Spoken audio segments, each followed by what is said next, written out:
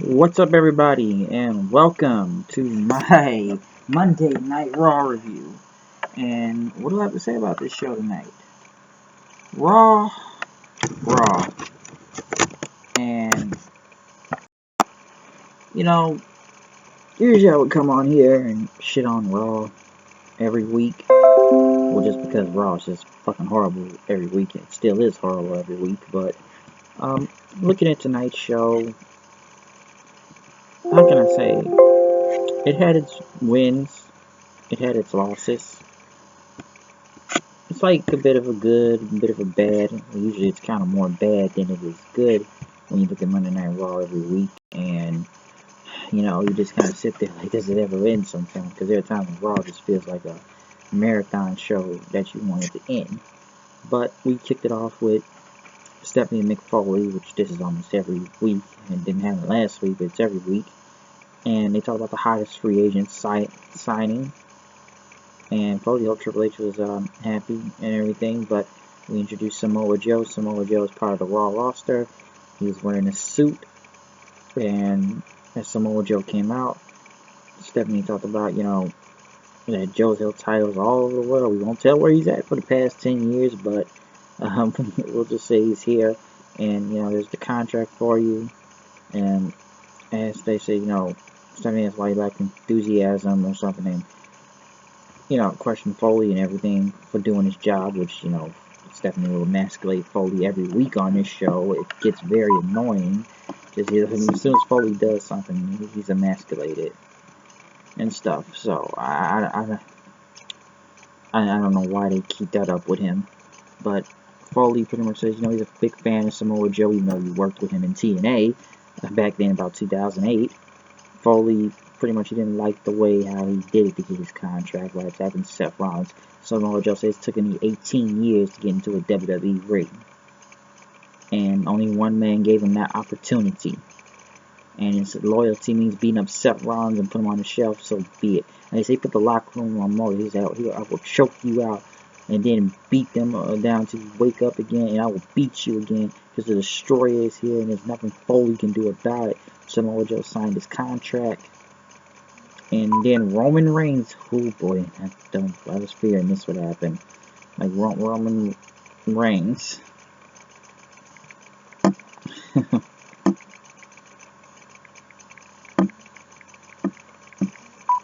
And, sorry about that. Yeah, Roman Reigns, he came out. Well, it's mostly booze every week. And Reigns says, I don't think I've introduced myself. Y'all here tough making threats and everything. I'm Roman Reigns, and I'm the baddest man around here in WWE. And he said, this is my yard right now, he says. And he's going to have to shut his mouth or he's going to cave it in. Foley and Stephanie looked on. As Samoa Joe, he has loyalty to one man, but Mick Foley has loyalty to the fans, he says. And he booked the match for the night. Roman Reigns versus Samoa Joe. Samoa Joe for tonight, and it was going to go down. So, pretty much a good segment. Didn't really have a lot of problems with it or nothing. Like I said before, Stephanie's going to emasculate him, but yeah. Bayley was coming to the ring, which she was with Cesaro and Sheamus playing around to go against Nia Jax since next week. Bayley has a title shot, but this is what didn't make sense to me. And they did make, Nia Jax still look like a monster in this, but Charlotte pretty much came out and interfered, which I don't know why that the challenger pretty much lost the match before the title match next week. Very strange right there. I don't know why. It was an alright match, I'll give it that, but why lose the match the week before if you have a title match next week? So, it was a lot of title matches tonight also. So let me say this here. We got a lot of title matches. Braun Strowman went against 4 jobbers. Killed them all. Same old. Nothing really new with that. And he told Foley, I want competition. And Foley told him, you want competition? And he warned you're going to find competition. He says, it's going to be it's going to be Roman Reigns versus Braun Strowman at Fastlane then. But, squash match was a squash match. There's nothing really to speak about that. surprised they're going back to the whole Foley and Strowman thing again. But, you know, Roman Reigns versus Strowman at Fastlane, we knew that was going to happen tonight, and I'm sure, you know, he was going to come out and interfere anyways. Akira Tozawa wins against Drew Gulak. Good match, I'll give it that. Nothing much, even though Brian Kendrick came out and looked at him. Some people think that Akira Tozawa is going to get over because he's, which I loved him in the Cruiserweight Classic. I thought he was raw against Grand Metalik. I loved that match. The fucking snap German suplexes are crazy, but some people think that the only way he's going to get over is if he does that, because he said, a lot. Because I didn't even watch 205. When I went back and looked at the highlights, he said,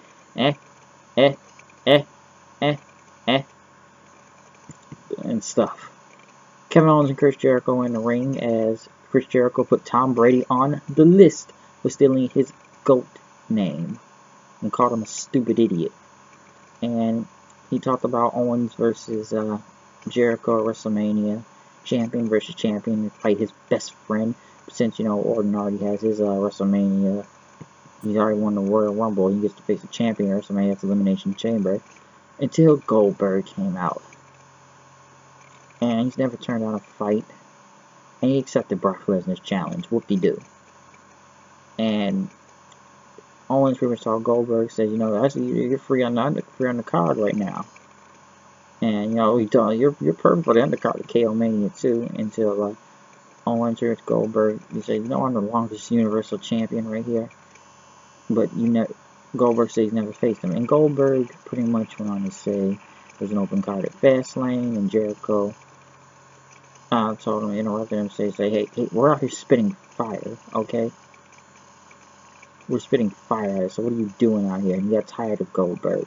He's going to put his name on the list till Goldberg pretty much took the pin from him. And he said, okay, now I'm on the list. Alright, now shut up and get to the point.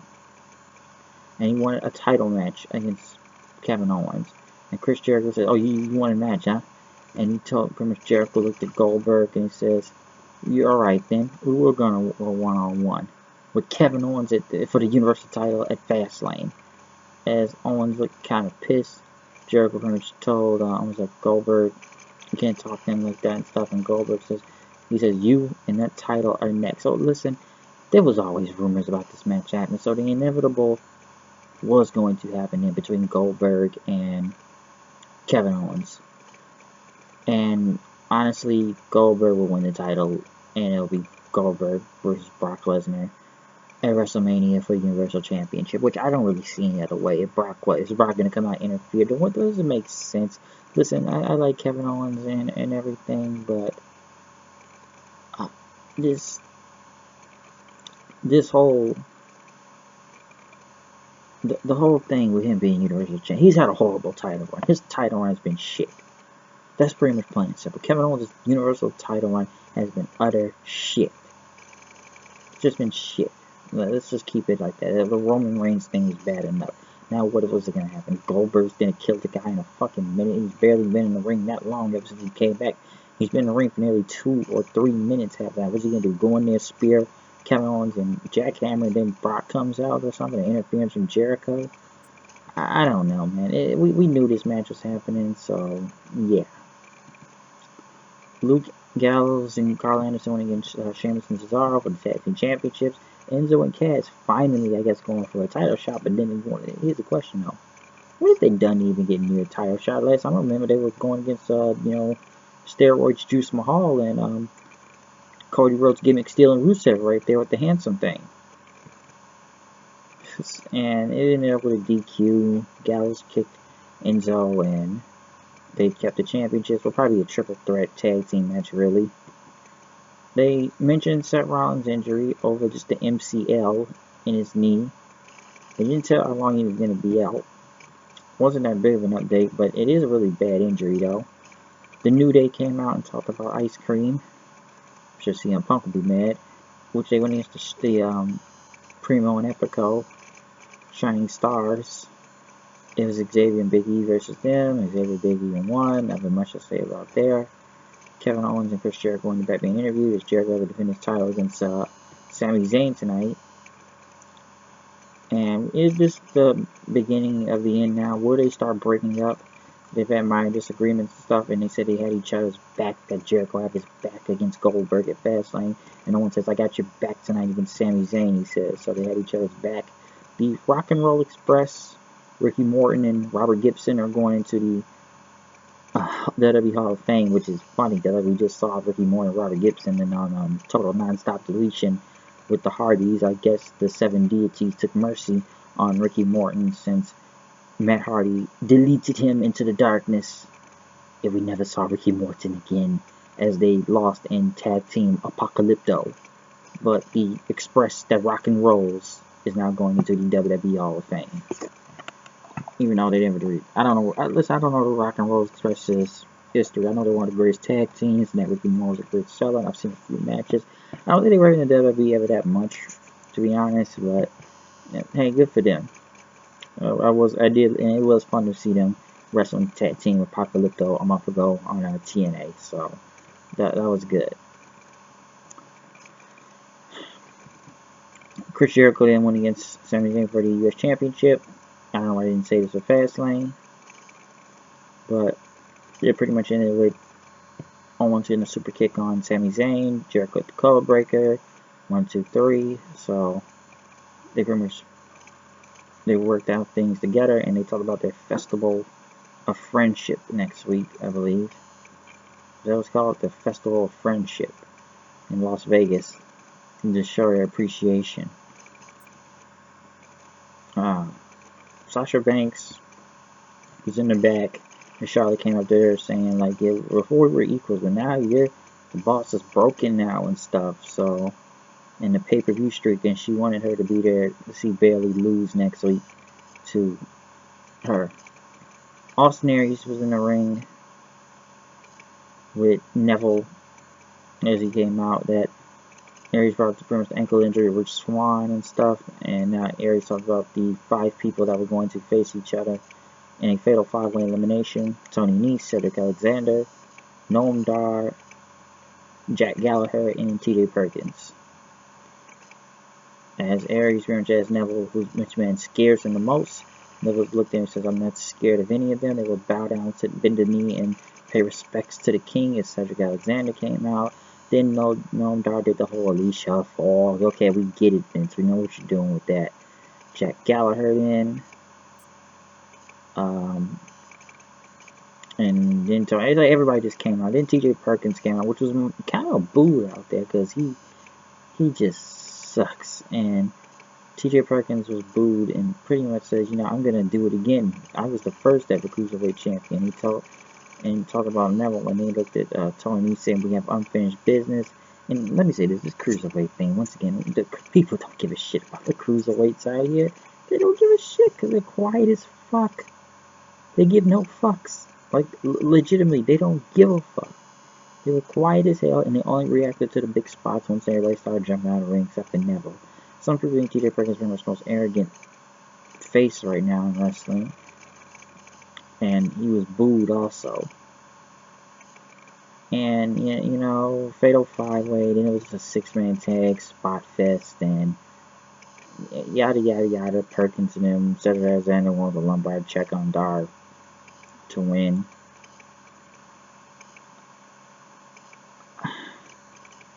So, I don't know. It's whatever. Neville walked out on everyone, and that was it on the match. He walked out on Noam Dar and left him there, and that was it. But no one has cared for the Cruiserweights, and I don't think people give more fucks about TJ Perkins right there. And they pretty much know that guy sucks and booed him. They talked about the Elimination Chamber match this Sunday for the WWE Championship between John Cena, AJ Styles, Baron Corbin, Dean Ambrose, The Miz, and Bray Wyatt. Which I don't know why they have Cena Orton versus Orton tomorrow night also. Roman Reigns went against Samoa Joe, which wasn't a bad match. It almost reminded me of the Cena and Corbin match from SmackDown a few weeks ago. Because what was it? It was almost like Joe beating up Roman Reigns for the majority of the match. And yes, Roman Reigns got some moves in there, but it looked like he went into Super Reigns almost. I'm not saying it was a bad match or nothing, but I do feel like they should have made Samoa Joe unbeatable, a monster, and show he's just a badass to kick everyone's ass out there. But it looked like it was just him beating. It's like Super Cena was gonna rise, like Super Reigns though. Reigns comes back with all the big moves, getting ready to do the spear. Next thing you know, Braun Strowman comes out. Strowman comes out then, and Reigns Superman punch him. Samoa Joe hits a kick, and then he hits the Uranagi. 1, 2, 3, win. I wish it would have been a clean finish, but they just did it just to hit the foreshadowing of, Strowman versus Reigns at Fastlane, and then Strowman beat up Reigns after and threw him through a barricade. Yeah, a little bit of holy shit chance of the power slam through there, and some people did chant thank you Strowman. So I don't know. At least Joe did get a win though. Wish it could have been clean, but they wanted to focus on Roman and Strowman. Holy shit, I swear if Roman Reigns was gonna win, I didn't know what the fuck was gonna happen, but I knew Strowman was gonna come out through this match regardless. Really, he just got screwed over the title next week, so now he gets to screw Roman Reigns over this week. Yeah, Joe didn't get a clean win. I don't know what's gonna happen with Samoa Joe now since Seth Rollins has been taken out and is hurt. We don't know if he'll be back, whether it be Triple H versus Seth Rollins or Samoa Joe Fastlane. Seth Rollins, we just don't know about Seth Rollins right now, but it looks like the way we haven't heard any information, we know it's a legit injury. And the question is, will he miss WrestleMania? It does suck because he'll miss 2 WrestleManias in a year now, and that's very sad. And it's a shame it has to be the same fucking knee again. That really sucks for him. And I don't know what to say about that because they botched his whole return anyways when he came back out here just to make him a heel again. But I don't know what's going to happen with Seth Rollins. Maybe, but it doesn't look really good, and it looks like he may miss WrestleMania, like I said. But Raw had its ups and downs. There are things that are shit, and then there are things that are good. It was a good to decent show. I'll give it that. But that's what I gotta say. I'm out here. I'll see you guys later.